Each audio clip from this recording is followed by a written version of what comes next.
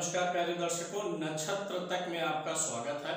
मैं आपका ज्योतिष मित्र आदित्य द्विवेदी आज आपको ज्योतिष के एक नए रोचक विषय वस्तु के बारे में जानकारी दूंगा। उसके पहले आपको सूचित कर दूं कि अगर आप अपनी जन्म कुंडली पर परामर्श करवाना चाहते हैं, कुंडली मिलान करवाना चाहते हैं, कुंडली में उपस्थित ग्रह दोषों की शांति करवाना चाहते हैं, मुहूर्त आदि के बारे में जानना चाहते हैं, अपनी समस्याओं का समाधान चाहते हैं, तो आप हमारे संस्थान से संपर्क कर सकते हैं। नीचे नंबर आपको दिख रहा है, इस नंबर पे आप कॉल कर सकते हैं, व्हाट्सएप करके प्रक्रिया और शुल्क आदि के बारे में जानकारी ले सकते हैं। चलिए आज एक नए रोचक विषय वस्तु पर चलते हैं और कुछ नया सीखते हैं।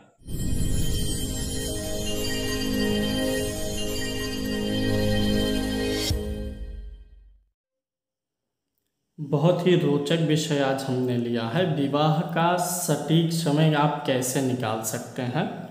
ऐसी कौन सी दशा या अंतरदशा होगी जो आपका विवाह करा देगी? केपी एस्ट्रोलॉजी से समझेंगे। बहुत ही आसान है, बिना किसी गुणा गणित के है, बिना किसी कैलकुलेशन के है। सब लोग जानते हैं जन्म कुंडली में सबसे ऊपर का जो चतुर्भुज होता है ये पहला घर है, ये फर्स्ट हाउस है। इससे ठीक सातवां 1 2 3 4 5 6 7 ये जो सेवंथ हाउस होता है ये होता है विवाह का। ये है आपके विवाह का लाइफ पार्टनर का भाव। विवाह के लिए हम इसी भाव को देखेंगे। इस भाव का स्वामी, भाव में बैठा हुआ ग्रह, भाव पे दृष्टि डालने वाले ग्रहों के माध्यम से विषोत्तरी दशा से हम लोग निकालते हैं वैदिक एस्ट्रोलॉजी में। लेकिन आज हम वैदिक एस्ट्रोलॉजी की बात नहीं करेंगे। आज हम यह बात करेंगे कि केपी एस्ट्रोलॉजी में बहुत ही आसान तरीके से आप जान सकेंगे कि कौन कौन से ग्रह हैं जो आपका विवाह करवा सकते हैं। उनकी दशाएं जब आएंगी तो विवाह का योग बन जाएगा। सबसे पहले मैं आपको एक चीज़ और बता देता हूँ। आपके विवाह भाव का स्वामी कौन सा ग्रह है, यह जानने के लिए आपको यह देखना पड़ेगा कि आपके इस सेवंथ हाउस में कौन सी गिनती लिखी हुई है। 1 से 12 के बीच में कोई ना कोई गिनती यहाँ पर लिखी होगी। 1 से 12 के बीच में कोई गिनती लिखी होगी। उस गिनती को यहाँ से आप टैली कराइए। अगर 1 नंबर लिखा है तो 1 का स्वामी मंगल है, 8 नंबर लिखा है तो उसका भी स्वामी मंगल है, यानी विवाह भाव का स्वामी मंगल होगा अगर 1 8 लिखा है। अगर 2 7 लिखा होगा इस घर में 2 नंबर या 7 नंबर तो विवाह भाव का स्वामी शुक्र है। अगर यहाँ पर 3 या 6 नंबर लिखा होगा तो विवाह भाव का स्वामी बुध है। अगर आपके विवाह भाव में 5 नंबर लिखा है तो स्वामी सूर्य है, 4 लिखा है तो स्वामी चंद्र है। इसी प्रकार से 10 और 11 नंबर, 10 या 11 में से कोई एक गिनती है तो विवाह भाव का स्वामी ससुराल का स्वामी शनि है। इसी प्रकार से अगर 9 या 12 में से कोई एक गिनती लिखी हुई है तो स्वामी गुरु होगा। इस प्रकार से आप जान सकते हैं विवाह भाव का स्वामी कौन सा है। अब आपको अपनी कुंडली निकालनी होगी। कुंडली कैसे निकालेंगे, कहाँ से निकालेंगे, कैसे देखना है, इसके लिए आप पूरा देखते रहिए। अगर आपके पास एंड्रॉयड मोबाइल है तो आप बड़ी आसानी से सीख सकते हैं।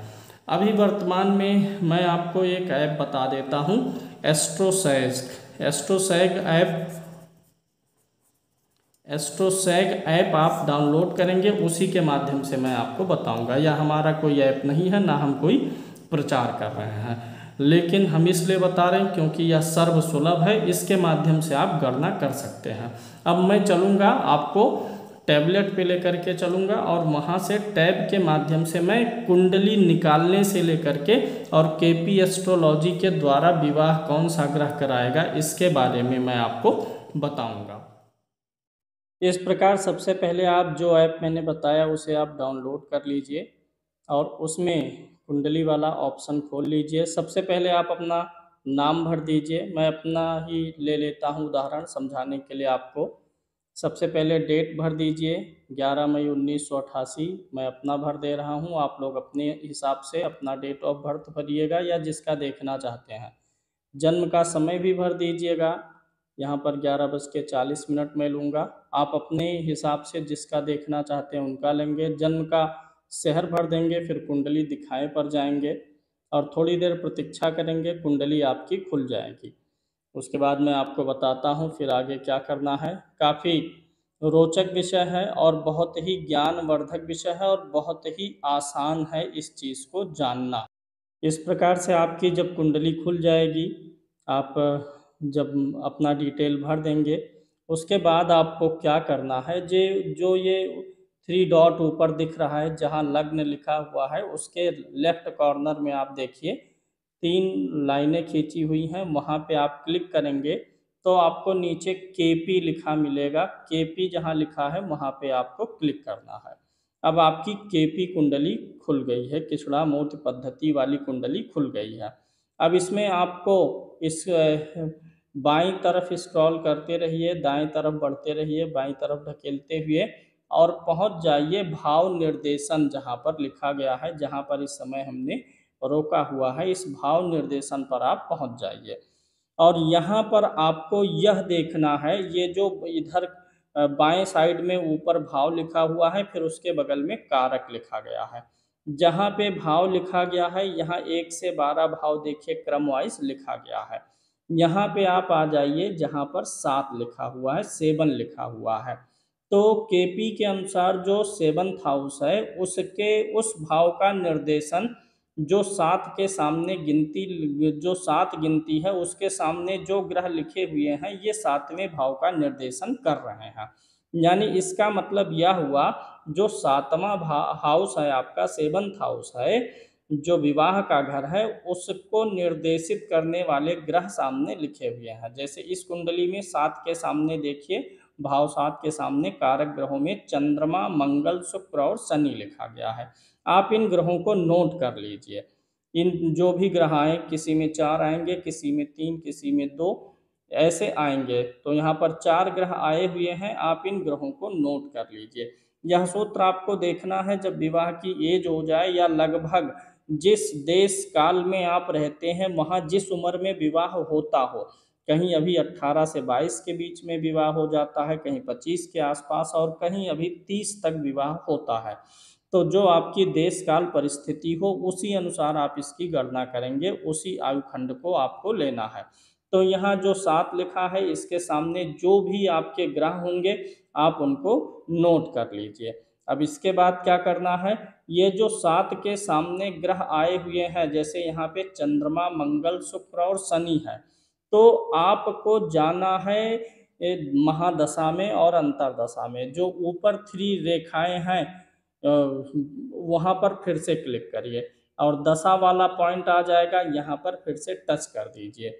और जब व्यक्ति की विवाह की उम्र हो जाए, यानी 20 साल, 18 साल, जैसा आपके देश काल में चलता हो, उस आयु वाले काल की महादशा पे क्लिक करिए। यहाँ पे देखिए जितनी भी महादशाएं लिखी हुई हैं, ये महादशाओं की जो तारीख होती है, ये समाप्ति की तारीख लिखी रहती है। हमेशा इसमें ज्योतिष में जो भी घटनाएं, सूर्योदय, चंद्रोदय, दशा, महादशा, सब समाप्ति का काल लिखा रहता है। मेरा विवाह 2013 में हुआ था, तो मैं देखता हूँ 2013 वाली दशा इसी बुध में आएगी। बुध वाले पे मैं क्लिक करता हूँ और फिर मैं जब नीचे आता हूँ तो देखता हूँ बुध में शनि की अंतर्दशा सितंबर 2011 से जून 2014 के बीच में थी, और 2013 में मेरा विवाह हुआ। यानी बुध में जब शनि का अंतर था, और वहाँ जब अभी भाव निर्देशन में हम देखे थे, तो शनि वहाँ 7वें भाव के निर्देशन में आया भी था। अब इसमें और क्लियर करना हो तो ये बुध में जो शनि है, इसी पर फिर से क्लिक करिए और अंदर इसमें चले जाइए। इसमें आप देखेंगे जब शुक्र की अंतर्दशा रही होगी जहाँ कहीं भी, उसी बीच में आपका विवाह तय हुआ रहा होगा। तो यहाँ बुध में, शनि में, शुक्र, आप देखेंगे 12 सितंबर 2012 से 24 फरवरी 2013 के बीच में है।